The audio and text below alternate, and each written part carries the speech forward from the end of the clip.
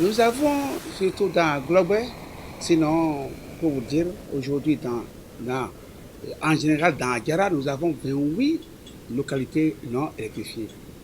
Et une doléance a été portée vers notre président de la République le 19 septembre 2018. Nous sommes allés à une délégation forte pour aller le voir en tant que frère, pour le solliciter, pour nous aider. Parce que Aguera végète dans une obscurité totale. Les gens croient que Aguera étant proche de Porto-Novo, qu'il y a tout est bon à Aguera. Alors, nous sommes rapprochés de lui et il nous avait fait confiance, il nous avait rassurés. Donc, cette assurance, jusque-là, nous n'avons pas été déçus. Sinon, j'étais ici en 2019 quand un jeune a été de passage et a sillonné les zones. Mes villages surtout, il y avait 4 villages qui ont été ciblés. Je vais citer le village de Bokovichaka, Dohongla, Agumentapriko, Aïmouzo. Ces villages ont été visités par ces jeunes. Et ceux-là étaient avec les chefs du village, de ces villages concernés. Donc, ils ont fait le travail pendant toute une journée. Je pense que c'était pour aller rencontrer au président.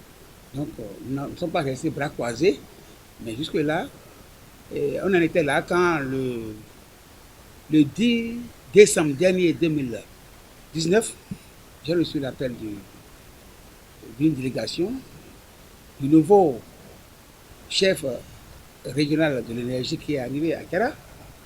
Et on s'est rendu à Aguera, à Ronvier, précisément à l'arrondissement de Ronvier, dans la salle de réunion avec tous mes CV. Et c'était là qu'on nous faisait comprendre que nous avons au moins, aujourd'hui, il y a 750 localités qui sont prises en compte par la BME, je veux dire Agence béninoise d'électrification et de la maîtrise de l'énergie. C'est là où moi je disais que et Aguera et moi, on nous a dit déjà que c'est déjà pris en compte, que c'est déjà bouclé.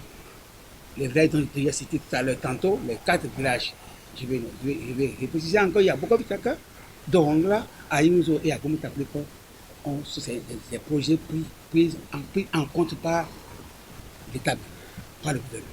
Et que déjà c'est bouclé, que le financement est bouclé, et qu'on nous avait rassuré pour nous dire que d'ici fin 2020, ce n'est pas pour la politique, mais d'ici fin 2020, entre novembre et décembre, ce serait une réalité.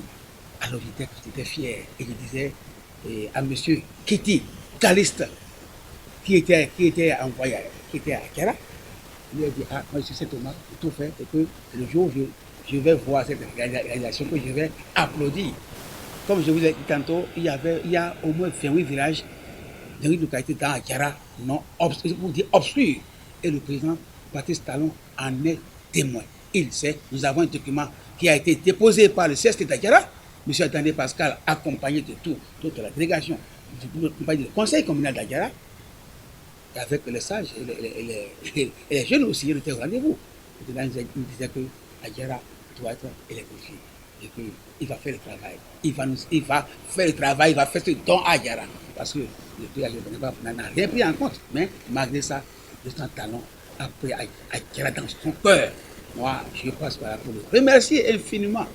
Et que tout ce que l'homme fait, ce n'est pas pour nous, mais c'est pour Dieu. Dieu va le faire aussi. Ce n'est pas seulement pour Aguera, mais tout le Bénin. Nous avons vu tout le Bénin en chantier. Et quand il dit, il fait. Au président, moi, je tire le chapeau et je le remercie infiniment parce que il est papa du Bénin, il est papa pour le Bénin et il démontre son papa. Parce que papa ne fait pas la différence entre ses frères, ses enfants. Baptiste Talon est un bon papa qui a pris en compte tout le Bénin, tous ses enfants. Et je suis très content et sympa qu'il prend en compte une localité et abandonne l'autre. Il a pris tout le Bénin et il veut moderniser ce pays. Dieu va l'aider à le faire et à accomplir sa tâche et finir en beauté. Et le Bénin sera un Bénin révélé et les gens, tous ceux qui sont en Afrique, chercheront à aller voir le Bénin. Merci à vous.